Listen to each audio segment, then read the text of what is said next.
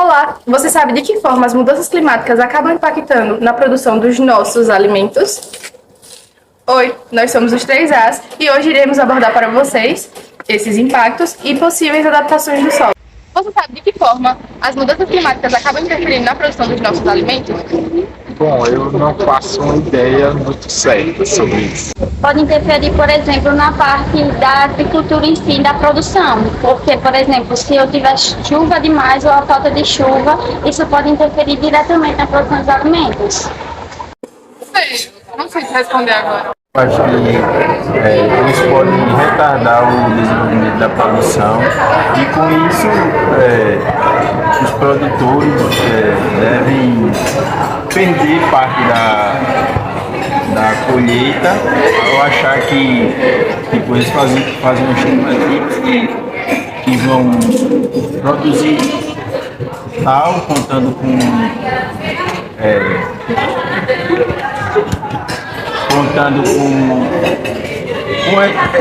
o clima. E quando vê que essas mudanças ocorrem de forma contrária, a produção acaba aqui sendo de forma negativa.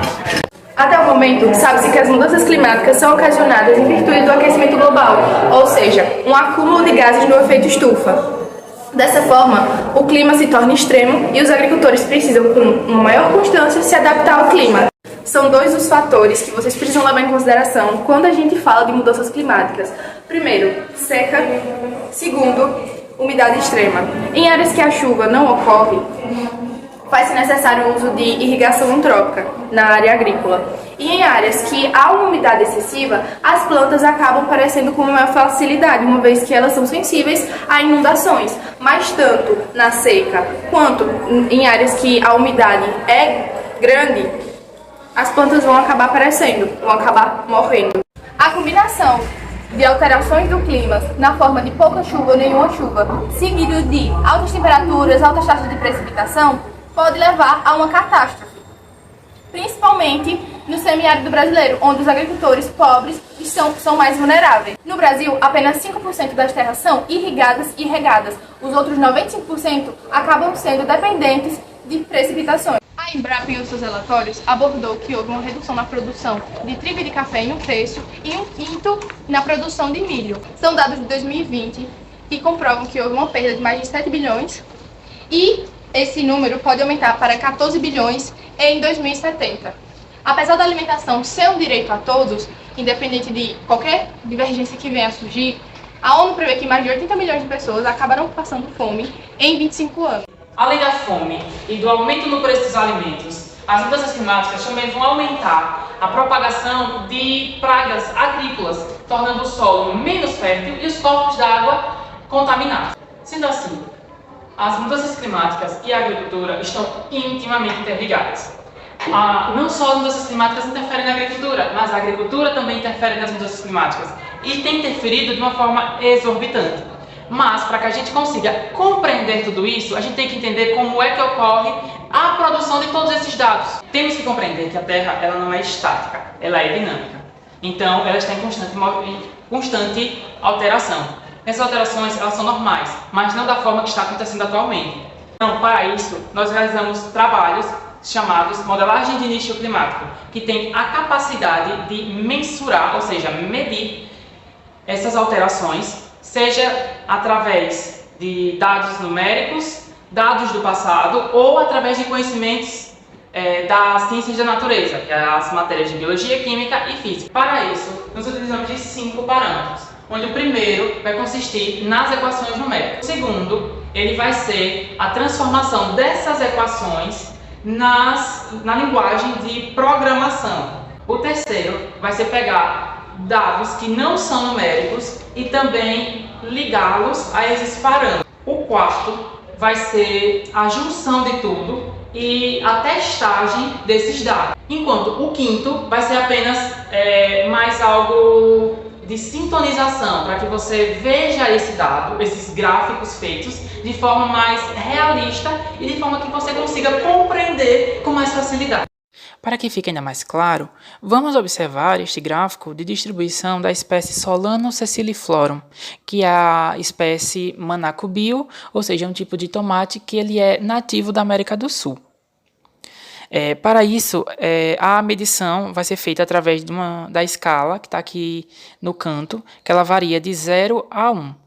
Os pontos em 0, ou seja, que não apresenta nenhuma espécie naquele local, está com a cor azul, e ao longo que vai se aproximando da cor vermelha, ela vai tendo uma escala, um valor de 1, ou seja, a espécie tem aparição naquele local. Então, para esse primeiro mapa, foi feito a apresentação atual da espécie, onde ela apresentou uma alta adaptabilidade, por exemplo, nos países como a Colômbia, aqui, o Peru e o Equador, nessa região. Aqui também ela tem uma aparição na Bolívia. Para a Colômbia, ela tem cerca de uma aparição com relação à variação na escala de 0,62 a 1, para o Peru de 0,54 a 1 e para o Equador de 0,52 a 1 também. No Brasil, ela também teve uma grande distribuição, tudo isso devido ao seu clima. Então, no caso, uma das maiores regiões onde ela apareceu foi aqui na região amazônica.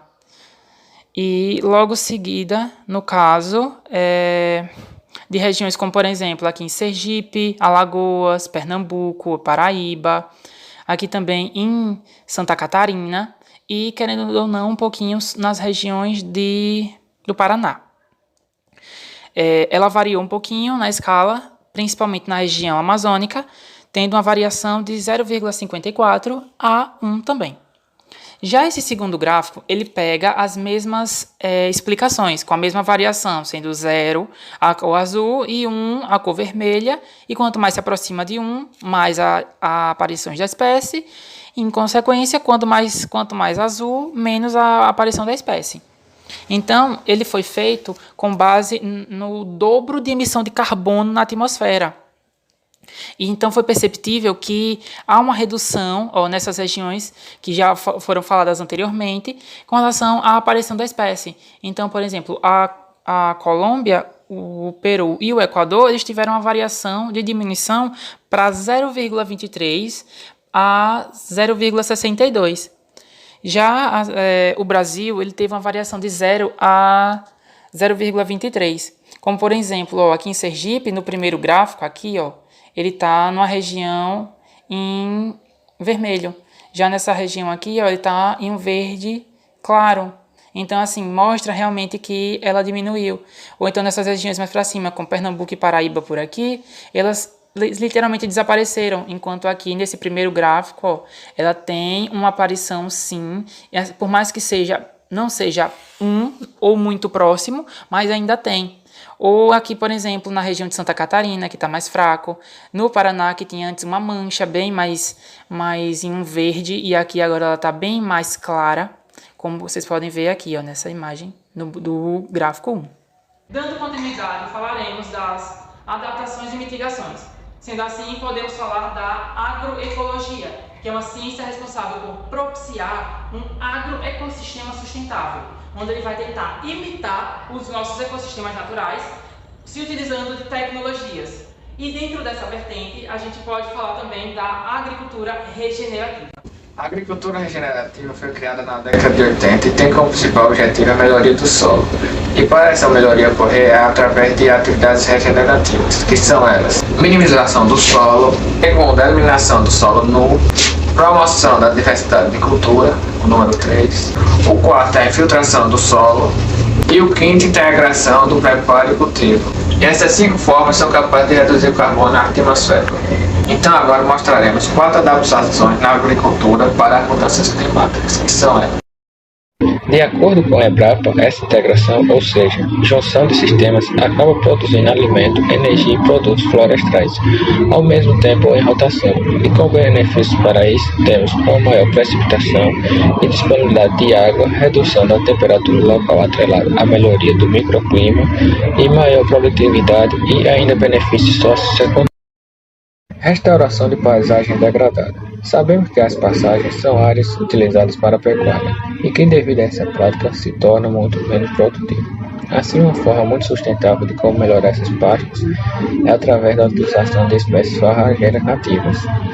Essa forma se assemelha à anterior, quanto aos seus benefícios, que são o aumento da umidade do ar, como também a redução da temperatura e maior resistência às secas ou ondas de calor, e disponibilidade de água e diminuição da erosão. A agrícola sustentável é o mesmo dos sistemas agroflorestais, onde o mesmo apresenta uma junção entre aves e lavoura.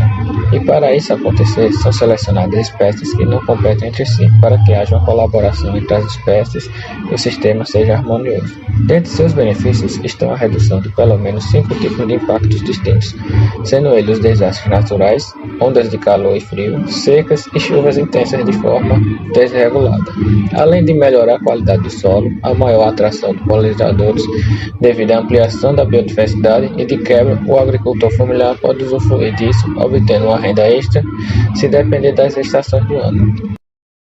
Florestas plantadas. Dados publicados mostram que cerca de 21 milhões de hectares estão desmatados ou degradados em áreas privadas. Então, como o novo Código Florestal explica que uma parte dessas propriedades privadas possuem cobertura vegetal, a prática de restauração e florestamento, plantando diversas árvores de forma sustentável, mitigará esses impactos e ainda poderão trazer lucros a empresas que trabalham como madeira reflorestada. Sempre lembrando que para a realização dessa prática é preciso plantar mudas nativas. Dessa forma, ficamos por aqui. Um abraço.